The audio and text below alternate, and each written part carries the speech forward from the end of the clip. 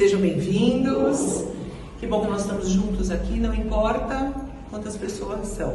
Importa que nós estamos juntos e a gente tem as nossas companhias espirituais conosco, a gente sabe disso. Eles estão aqui conosco, as equipes espirituais, nossos mentores, mentor desse trabalho.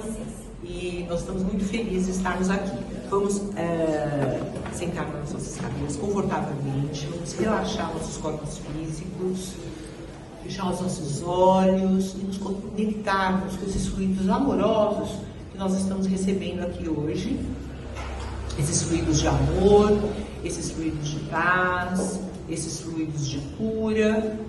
E agradecermos, por estarmos aqui, agradecemos ao nosso amado Mestre Jesus, nosso guia, nosso modelo, nosso irmão maior, agradecer a Deus, nosso Pai, nosso Criador, agradecer novamente a todas as equipes espirituais aqui presentes, principalmente a equipe do nosso patrono, a equipe do Dr. Bezerra de Menezes, e que todos nós possamos sair daqui melhores do que quando chegamos.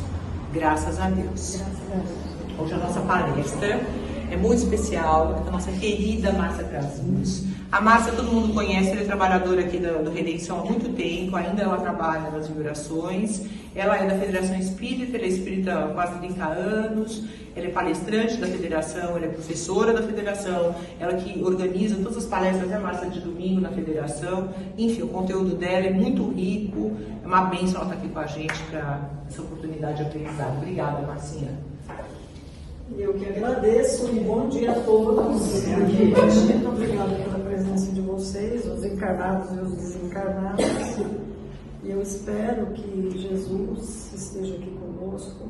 Convidamos os bons espíritos, as mulheres do Evangelho que possam estar aqui conosco e nos intuindo para que eu possa desenvolver o tema e vocês acompanhem e que a gente tire algumas lições dessas batalhadoras que, na verdade, eu não vou falar das expoentes, eu vou falar das anônimas do Evangelho, Então, vamos lá, vamos começar.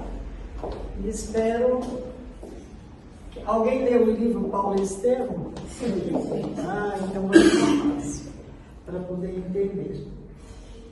Então, veja bem, Leoden fala para nós assim: jamais nós vamos obter efeitos que não sejam proporcionais às nossas próprias condições. Os nossos desejos, as nossas invocações e entrar em relação com esse mundo invisível atrai fatalmente seres em afinidade conosco, E no nosso próprio estado mental. Então, nós somos, na verdade, aquilo que nós sentimos. Não é o outro que nos modifica, somos nós, que não, em muitas ocasiões, não sabemos administrar as nossas emoções. E ele ainda continua dizendo: o vasto império das almas está povoado de entidades benfazejas e maléficas. Então nós temos as duas polaridades convivendo junto conosco. Elas se desdobram por todos os graus da infinita escala, desde as mais grosseiras até os nobres espíritos. Então imagine aqui o Leon Denis dizendo a escala evolutiva do espírito. É infinita, até chegar, vamos passar Jesus, Porque Jesus é nosso governador, é um espírito puro, mas e depois de Jesus, que ainda existe até chegar ao Pai Celeste. Então esses puros espíritos mensageiros de luz, que em todos os tempos e dos espaços levam as radiações do pensamento divino, pensamento de Deus, que volta para nós através deles. Então, se não sabemos ou não queremos orientar nossas aspirações, nossas vibrações fluídicas na direção dos seres superiores e captar a sua assistência, ficamos à mercê das influências. Então é aprender, enquanto nós ainda nos sentimos dependentes de terceirizarmos tudo para que os outros resolvam o nosso problema, nós estamos correndo risco. Então, quando Jesus fala, conheça a verdade vos libertará. O que é a verdade? É o autoconhecimento, é você saber quem você é, de onde você veio, para onde você vai, o que você quer fazer da sua vida, o que você quer de Deus, o que Deus quer de você. Deu para entender? É um trabalho interno, é uma autorreflexão. Eu não vou ser feliz porque o outro me faz feliz só.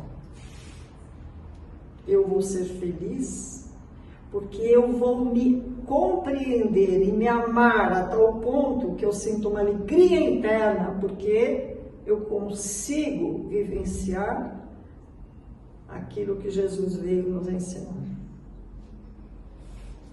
Mas ele continua, libertando-nos das sugestões inferiores, das preocupações pueris, materiais e egoísticas.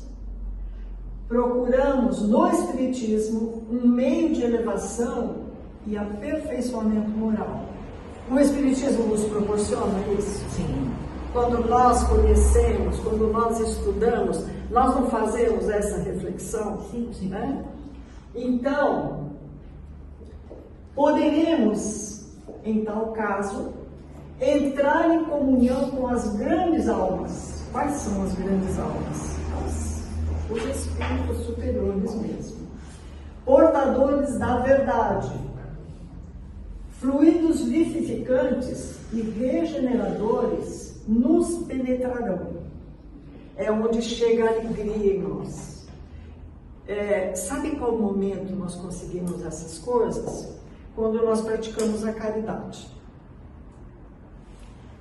Sabe aquela alegria quando você faz algo que você sabe que você fez algo bom, que não é só dar coisa, às vezes é o sacrifício de compreender uma ofensa, talvez, você ouvir alguém que está num momento difícil, que você foi inspirado a dar uma palavra de consolo, e de repente vem aquele bem-estar em você que você não sabe do que é.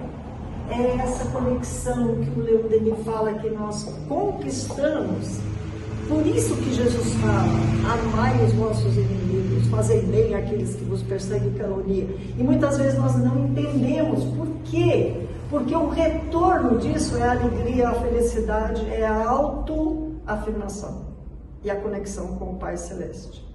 Estão me acompanhando? Sim. Então, veja bem. Alentos poderosos nos levarão às regiões serenas, onde o Espírito contempla o espetáculo da vida universal. Porque você não é o que você está hoje. Você é um espírito cósmico, intergaláctico. O que significa a evolução espiritual? Para melhorarmos, né? Nós melhorarmos, mas como melhorar? Quanto mais conhecimento nós adquirimos, mais você descobre que você não sabe nada. Sim, é verdade.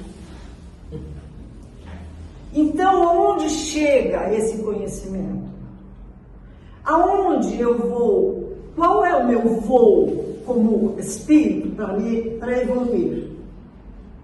Se cada vez que eu aprendo, eu descubro que eu não sei nada. É isso que o Leon Denis está falando. O espetáculo da vida universal. Porque esse universo não é o nosso universo só, são os múltiplos universos. Aonde você estará daqui a 5.000 anos? Daqui a 200 milhões de anos? Onde você estará? Pode ser que nós não tenhamos nenhum sol mais. Mas você, espírito, está vendo esse sol se transformar numa supernova. O sol vai acabar, mas você não. Dá para entender a dimensão?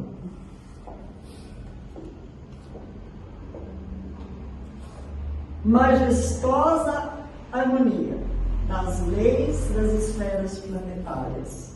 Assinado Leon Denis.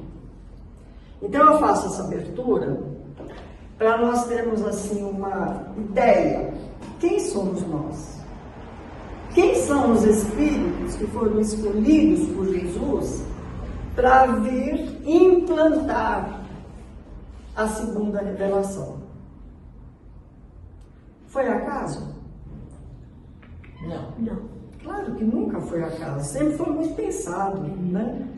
E quando ele traz a segunda revelação, a terceira revelação já não estava programada? Sim. Tanto que na última ceia, o que Jesus fala? Tenho muito para vos dizer, mas por hora não podeis suportar. Por quê? Porque nós não tínhamos a ciência desenvolvida. Não tínhamos o conhecimento que nós temos hoje. Então a doutrina espírita só podia chegar para frente. E para chegar a isso, nós tivemos anônimos que trabalharam e tivemos os expoentes. Então, entramos na nossa palestra. Mulheres citadas no Evangelho de João. Quem não conhece Maria de Nazaré? Mãe de Jesus. Oi, Laura, tudo bom? Bem-vinda. Quem não conhece a Samaritana? Essa, para quem Jesus se declarou, eu sou o Messias. Jesus falou para ela, né? Lá em João, no capítulo 4. Quem não conhece a mulher pecadora, apanhada em adultério? Que eles chegam lá para Jesus e falam, essa mulher aqui tem que se morrer.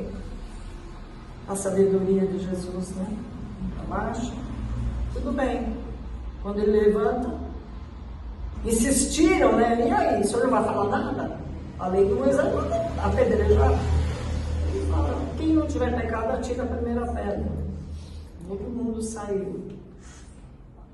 Quem não conhece essa, Maria Madalena, dos 7 demônios, que conviveu quando ela encontrou Jesus, mudou a vida radicalmente, né? Então, no tempo de Jesus, as mulheres, elas procuravam, trabalhavam, né? Cozinhavam, participavam socialmente, mas elas tinham uma trajetória difícil, porque para aquela época a mulher servia para procriar e ser às vezes, vamos dizer assim, coberta de joias pelos homens milionários, os ricos, para exibir a fortuna do marido. Mas não eram valorizadas de forma nenhuma, né? Mas quem foi que foi ouvir Jesus lá nas pregações? As mulheres. Quem foi que limpou as chagas de Jesus? As mulheres. Elas foram lá. Então, cada mulher recebeu por sua fé em Jesus o tratamento devido, porque Jesus valorizou a mulher. E muito. Nós vamos ver ao longo da palestra. Então, as mulheres do Evangelho, as anônimas, né, da Boa Nova, elas não são menos extraordinárias, elas preservaram o alicerce de segurança da missão do Espírito.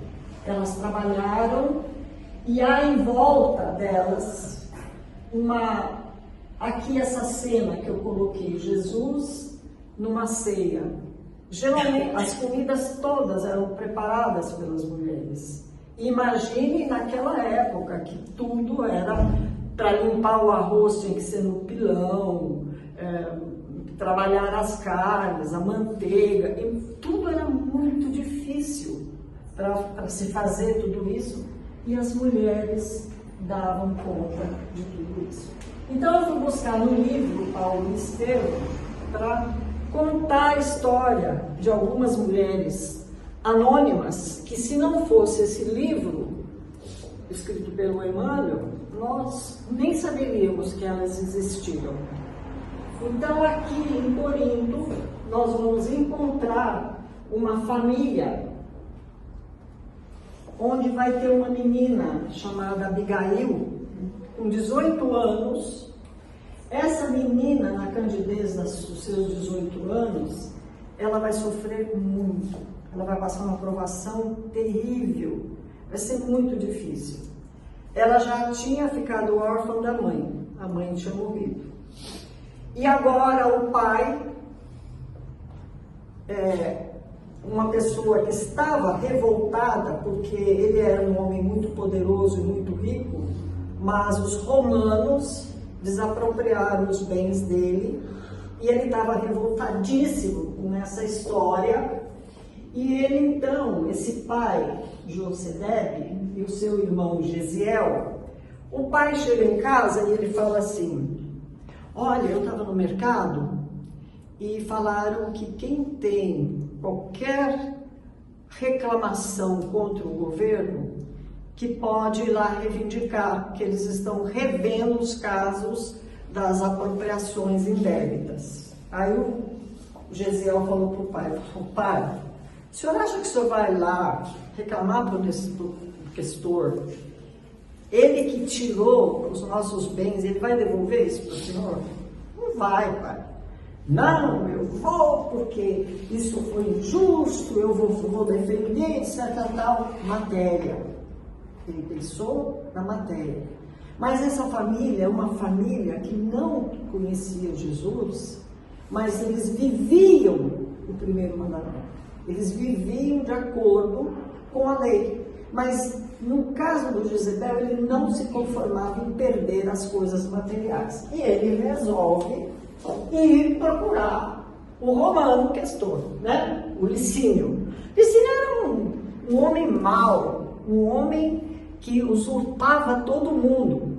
Então, na audiência, ele vai lá e coloca: não, eu perdi. Ele falou: você perdeu parte das tuas terras? Tá bom.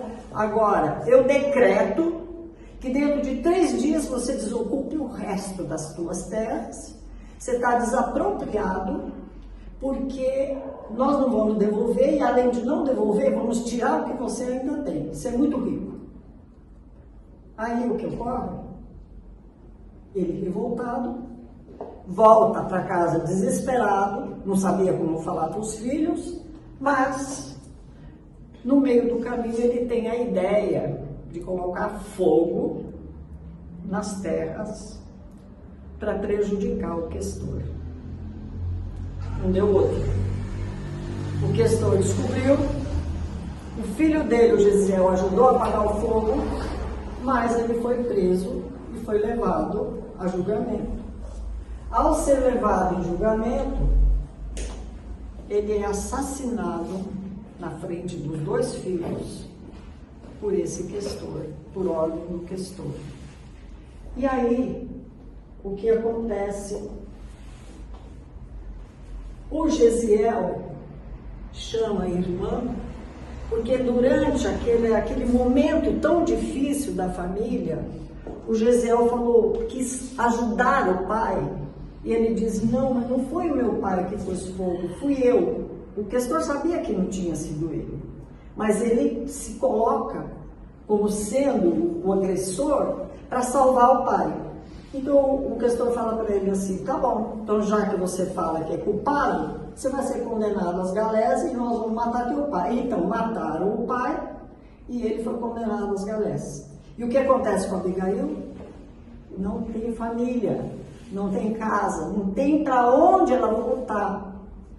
E aqui, essa figura que eu coloquei, o Gesiel está sendo levado para as galés, ele foi flagelado, e ele aproveita e fala para ela: ore. Eles oram juntos. Seu irmão Israel, então ele fala assim: Abigail, se eu morrer, porque quem era condenado às galés não voltava vivo. Era tamanha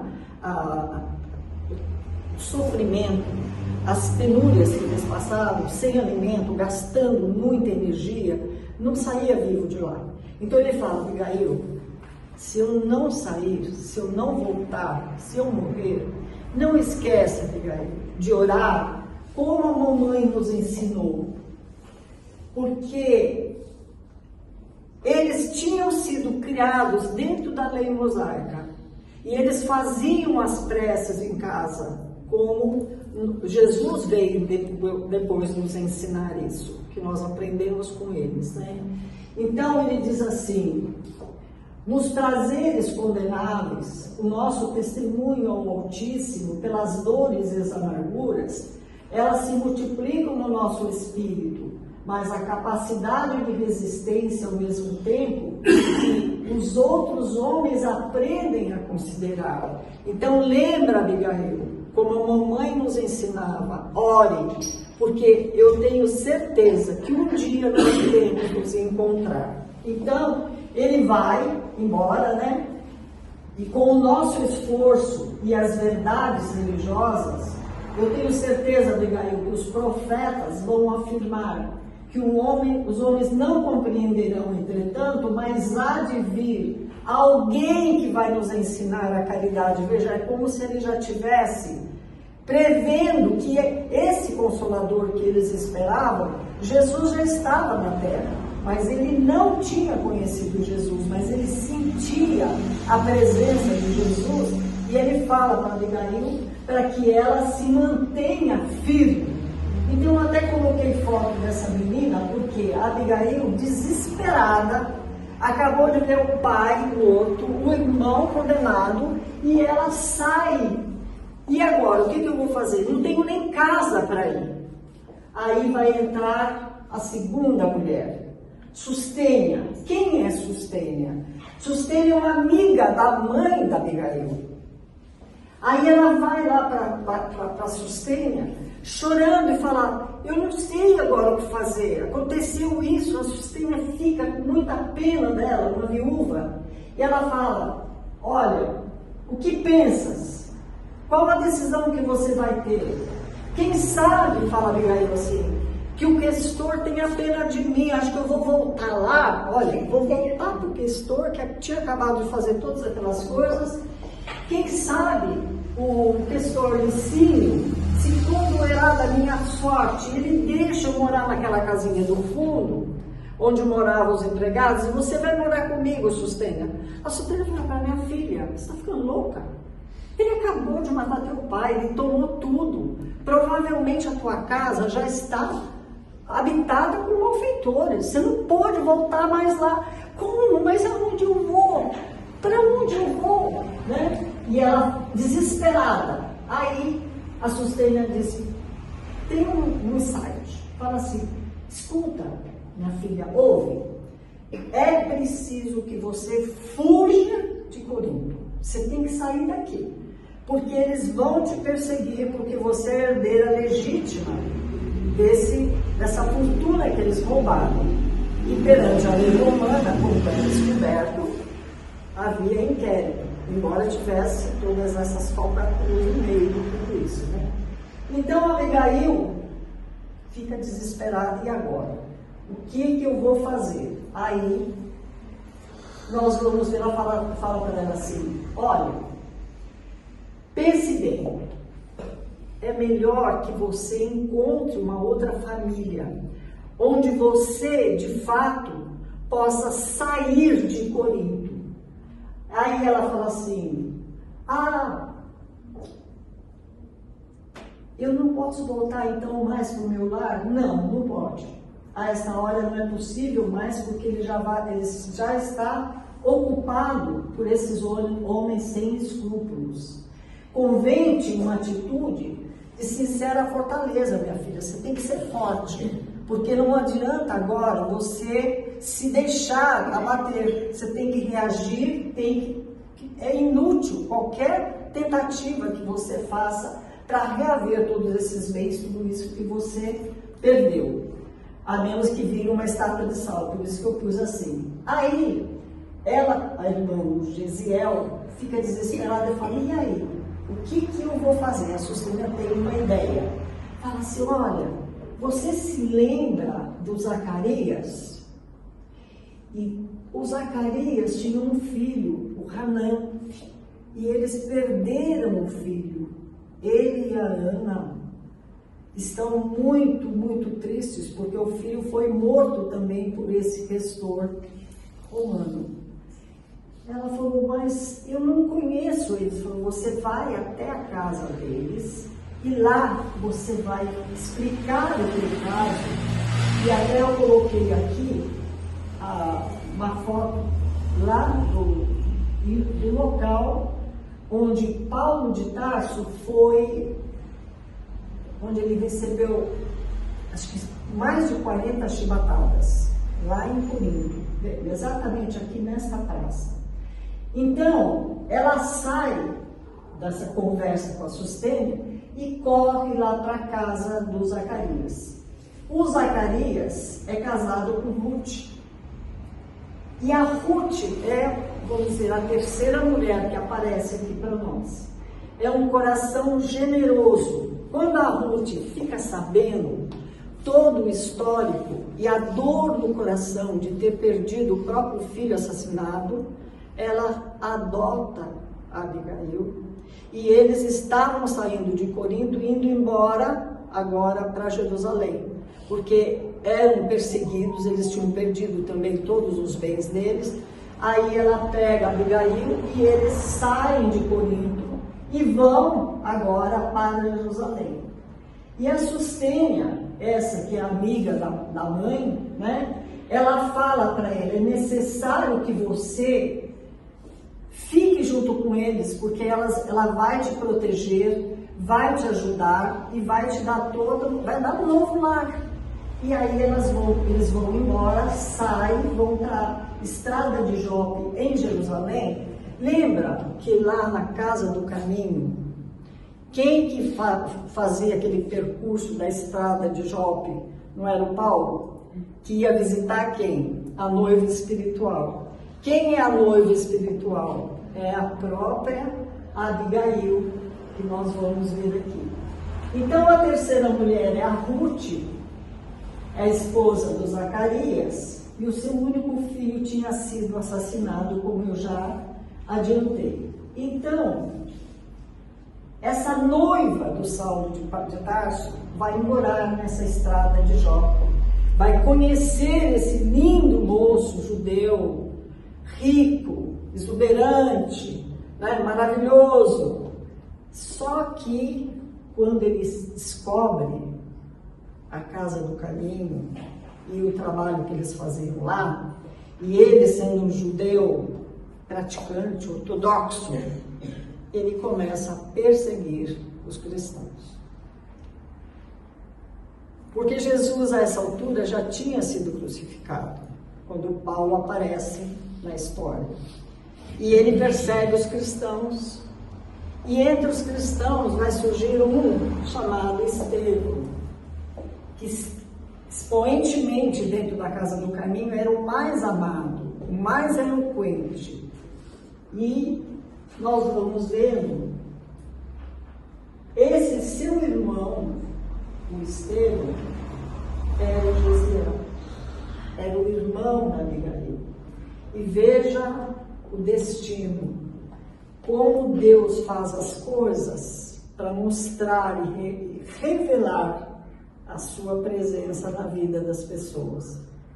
O Paulo, querendo agradar a noiva, fala, olha, eu vou ter um momento de êxtase, um momento de glória, porque ele estava se preparando para ficar no lugar do Gamaliel. E eu quero que você esteja comigo. Ah, mas o que vai ter nesse evento? Ah, nós vamos executar um malfeitor, um perseguidor do Cristo. Quem é o malfeitor? Josiel. E Abigail é convidada a ir. Olha só, não basta o sofrimento que ela já tinha, agora ela vai visualizar o irmão que ela tanto queria reencontrar, sendo apedrejado, e o grande responsável da morte desse irmão, nada mais era do que o próprio noivo. E o noivo, quando descobre que ela é irmã de um cristão, rompe o noivado imediatamente.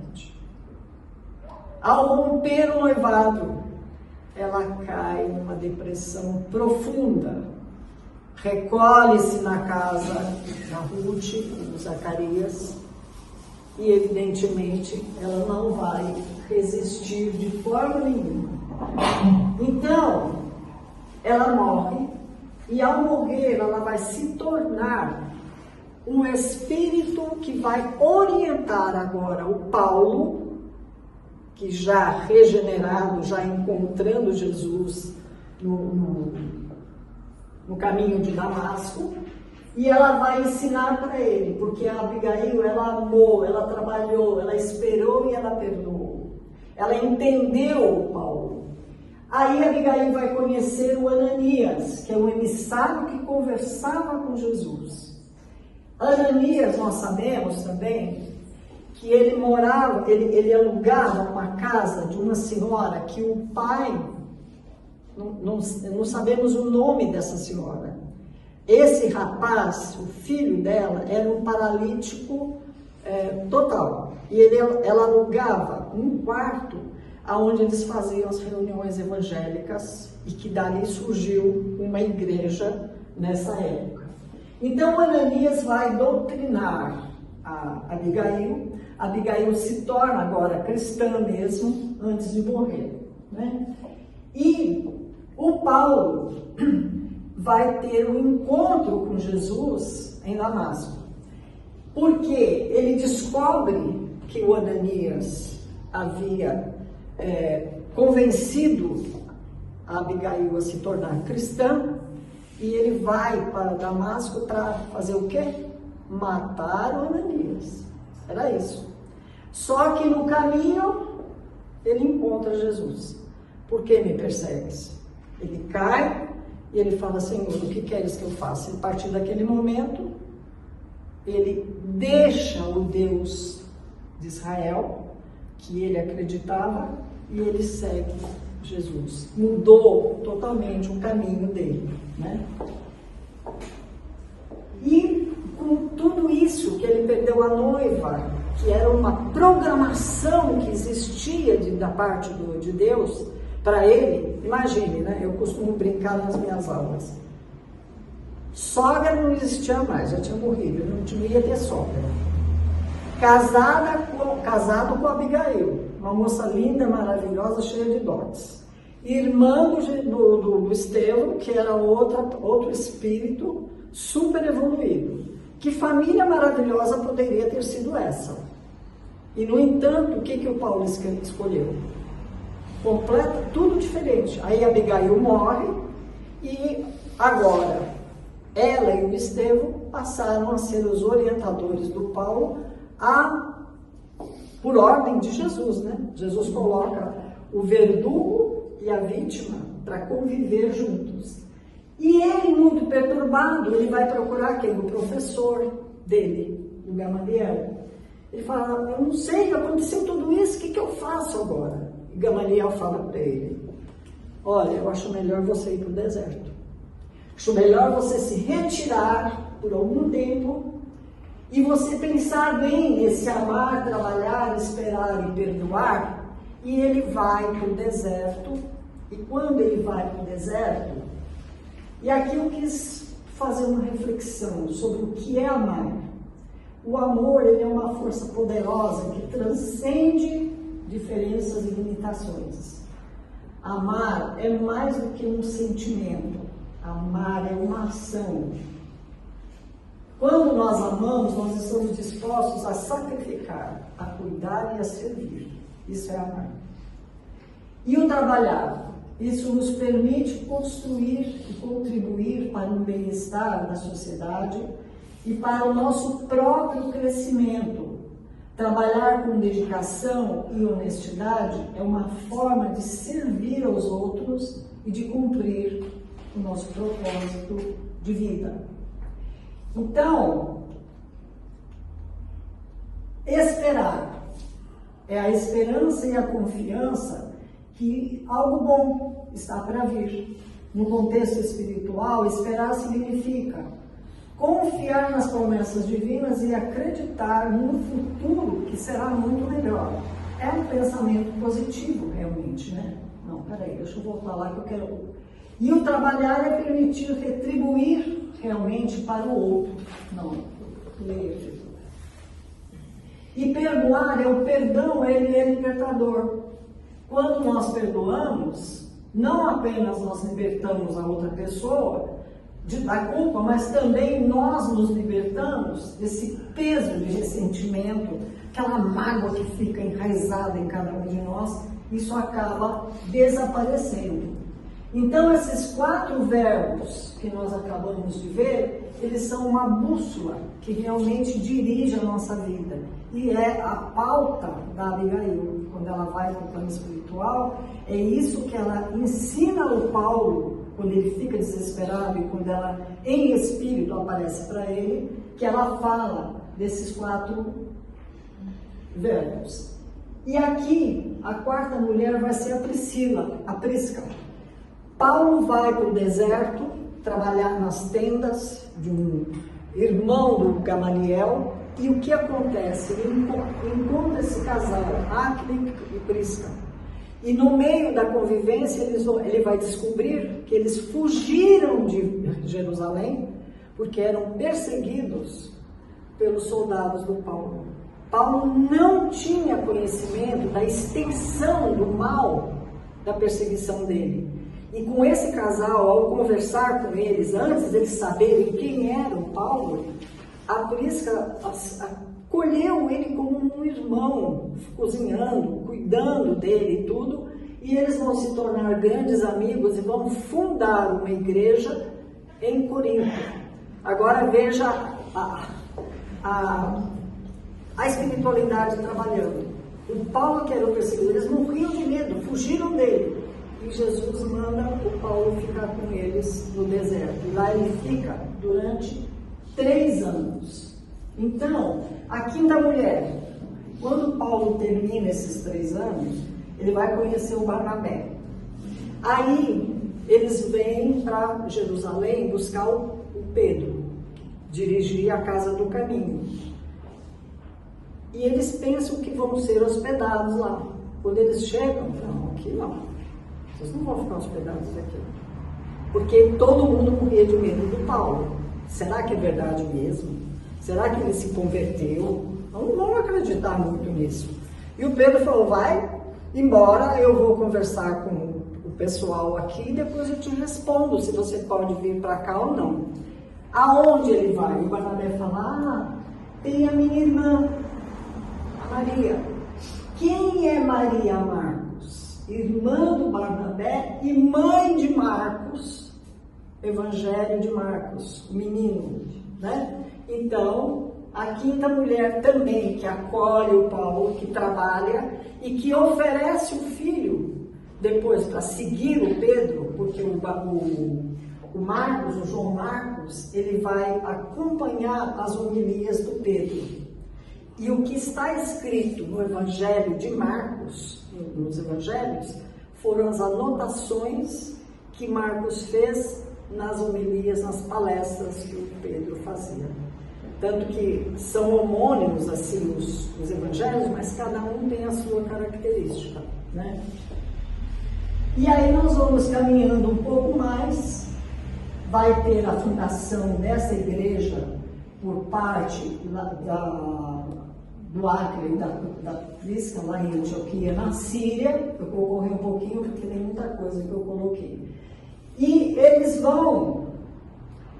Olha, isso aqui é foto, gente, dessa cidade que era construída dentro das montanhas, nas pedras. É uma cidade muito pobre, muito pobre.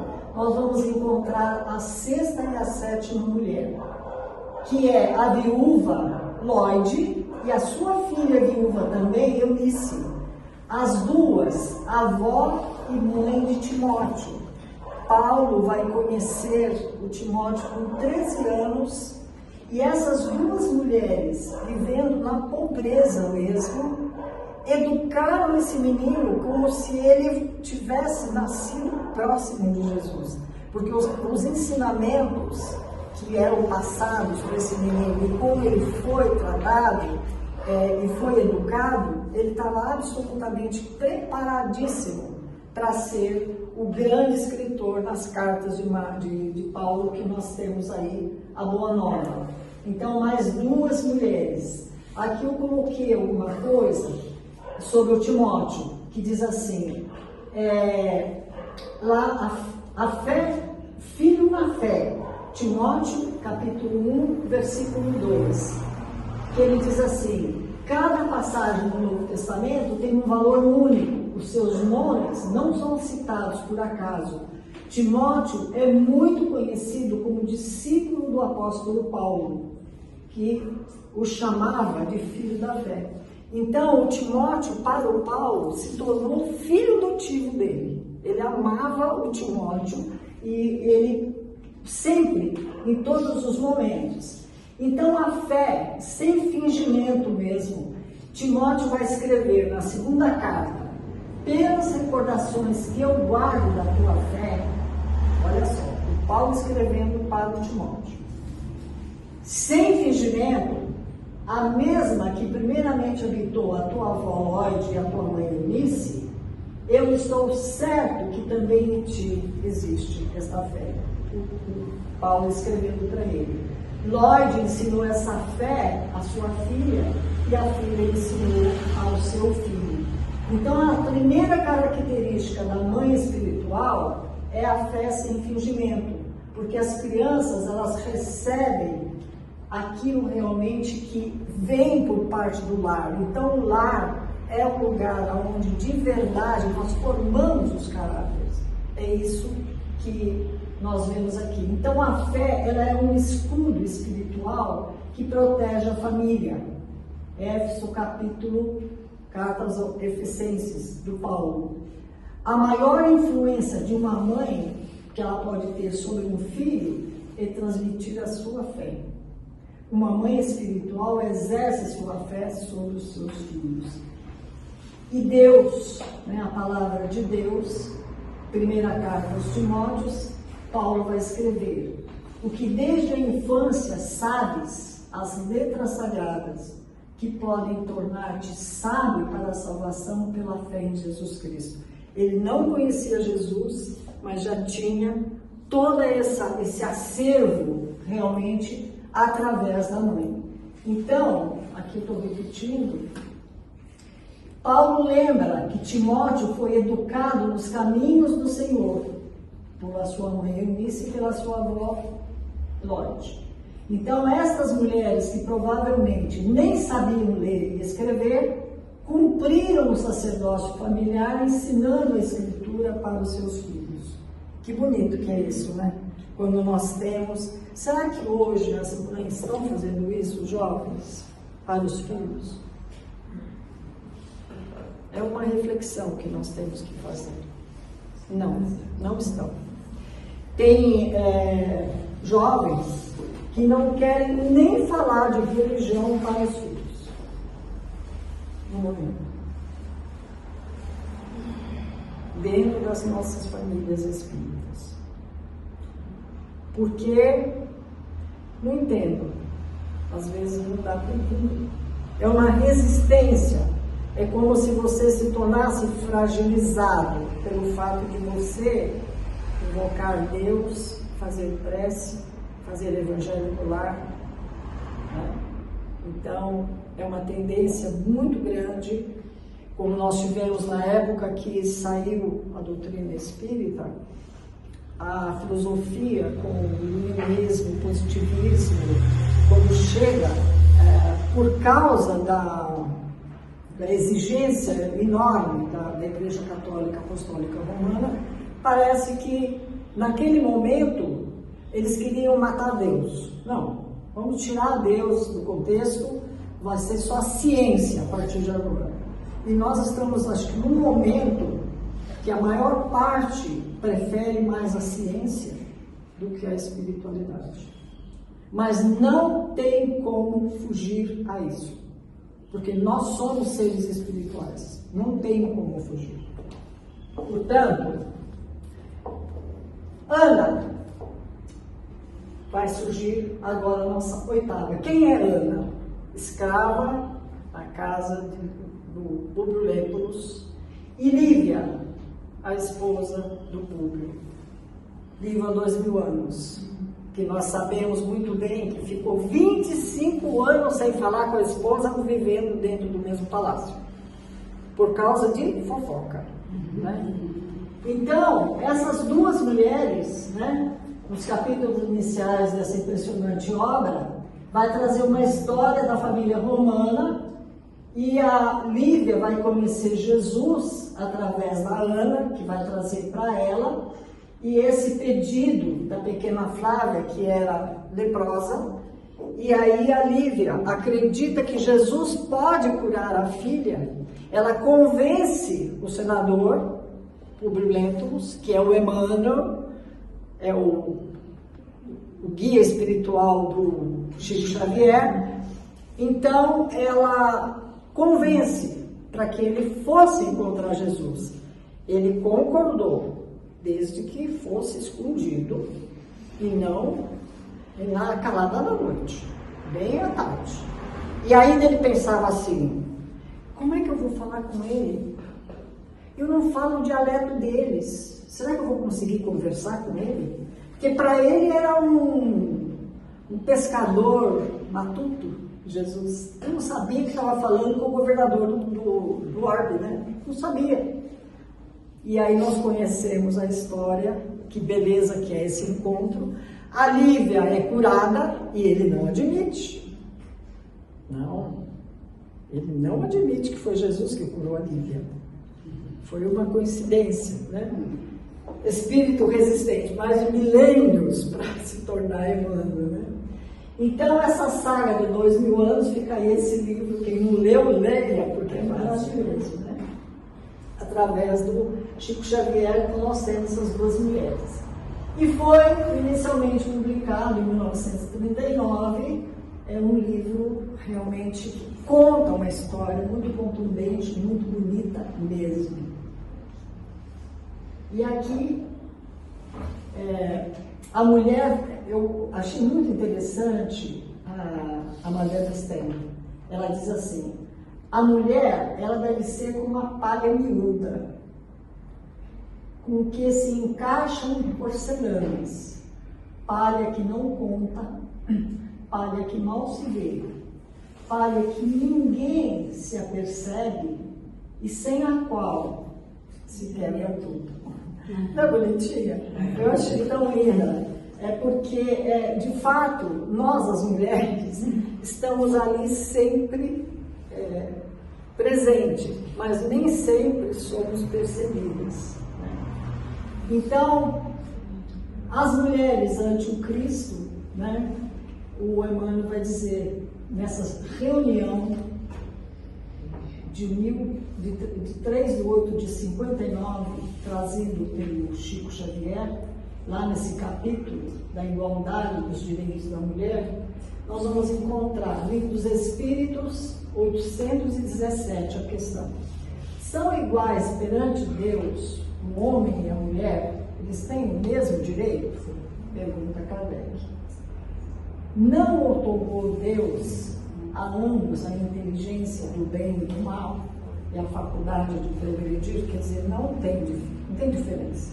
Somos iguais, homens e mulheres, cada um com a sua função. Toda vez que dispomos considerar a mulher um plano inferior, continua a espiritualidade. Lembremos-nos dela no tempo de Jesus. Há 20 séculos, com exceção das patrícias do Império, quase todas as companheiras do povo, na maioria das circunstâncias, sofria extrema objeção. Todas foram perseguidas mesmo. Tocada, porém, pelo verbo renovador do Divino Mestre, ninguém respondeu com tanta lealdade e veemência aos apelos celestiais. Entre aquelas que haviam descido aos vales das perturbações e da sombra, nós vamos encontrar Maria Madalena. A Maria Madalena, a ela que Jesus vai se mostrar depois de morto. Joana de Cusa seria a 10ª, irmã Joana de Anjos hoje, que é a mentora do Divaldo Pereira Franco, né? A mais nobre expoente de aglomerações da fidelidade a Jesus. Ela vai chegar em Jesus e vai pedir para Jesus licença para separar do Cusa, do marido. E Jesus fala, não. Ele é um homem rústico, ele é um homem que precisa de você. E lá você deve ficar e auxiliá-lo a crescer. Então Jesus dá o conselho e ela permanece até que ele morre.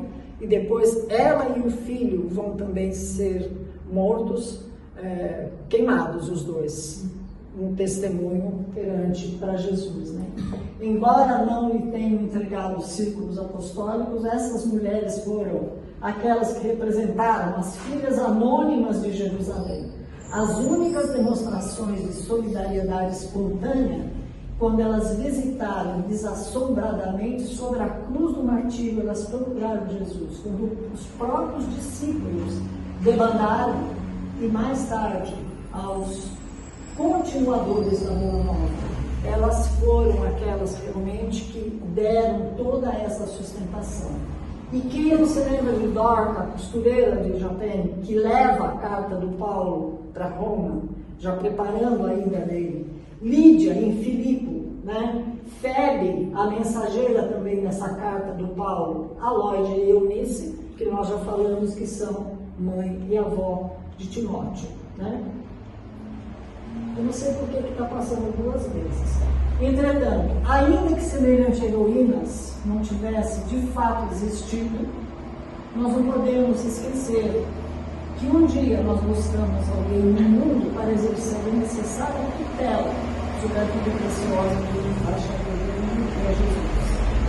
Então, o supremo poder, esse supremo poder do universo, não hesitou de recorrer às abnegadas mulheres.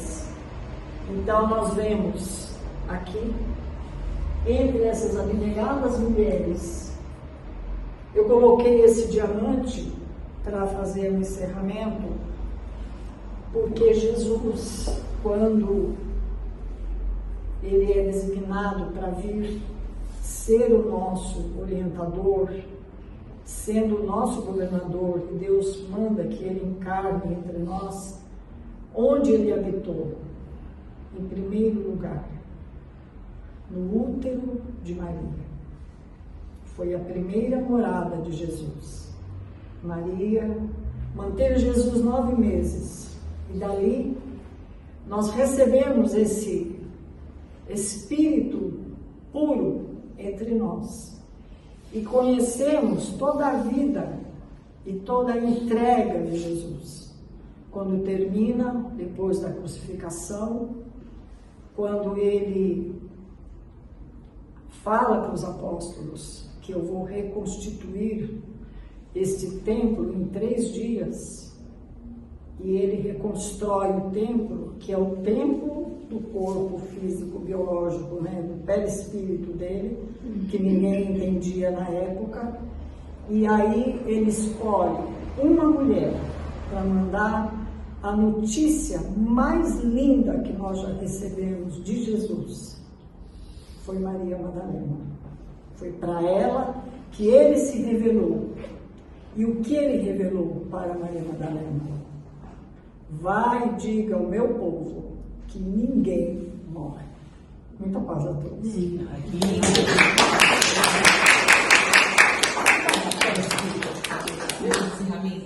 Depois nós vamos descer, né, gente? Tem o arraial embaixo. Então, Jesus é maravilhoso.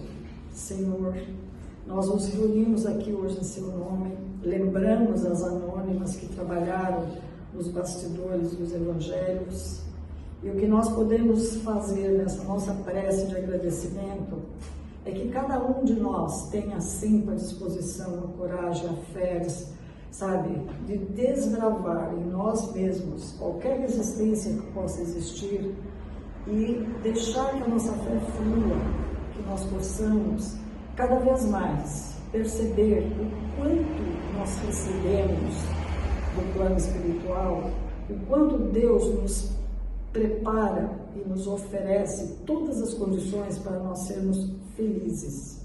E que essa felicidade seja uma felicidade plena, lá no nosso íntimo, aquela alegria interna, a esperança de dias melhores, e que cada dia nós podemos conquistar mais virtudes e eliminar mais vícios, que é o objetivo da nossa encarnação.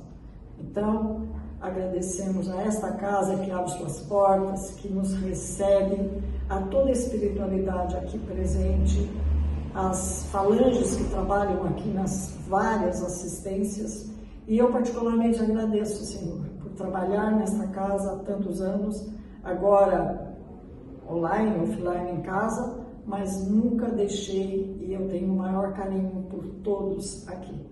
Que a paz de Jesus e uma semana ótima esteja com todos nós. Assim seja, graças a Deus. Graças a Deus. Tudo bom? Vamos para a festa agora.